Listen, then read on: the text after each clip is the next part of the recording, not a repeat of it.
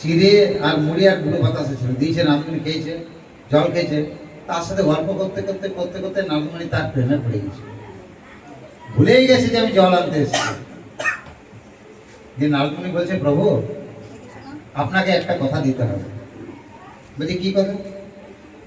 বলছে, আমি আপনাকে ভালোবেসে ফেলেছি, আপনাকে আমি বিবাহ করতে চাই। আপনি প্রতিরূপে স্বামী রূপে আমার সাথে বসবাস করুন। নারদমণি বলছে, কোনো অসুবিধা নেই, বিবাহ করা যেতে পারে। তো এই মহিলাকে বিবাহ করেছে।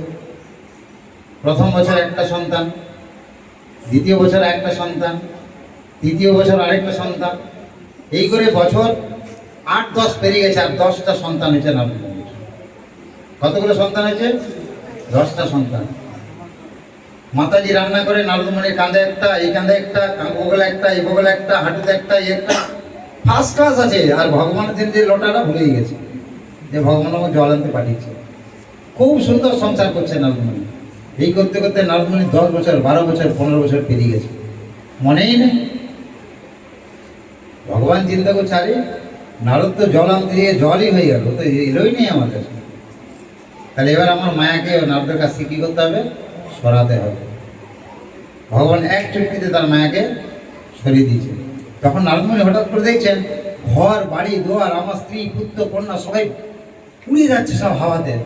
আমার ছেলেটা বাঁচাও, ছেলে সরে যাচ্ছে, আবার বোটা বাঁচাও, এই করতে করতে ধাপাস করে পড়েছে বট গাছের নিচে। ভগবান যেখানে বসছিলেন। বলছি, ও নারদ, আমার জল।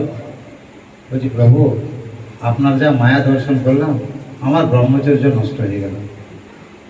তো নারদমণির মতন ব্রহ্মচারী, সে যদি নারীর রূপ দর্শন করে তার ব্রহ্মচর্য নষ্ট করে, মায়া কি জিনিস বুঝতে পারছেন? তো সেই মায়া এই জড়জগতের বন্ধনে আমাদেরকে ঘিরে রেখেছে।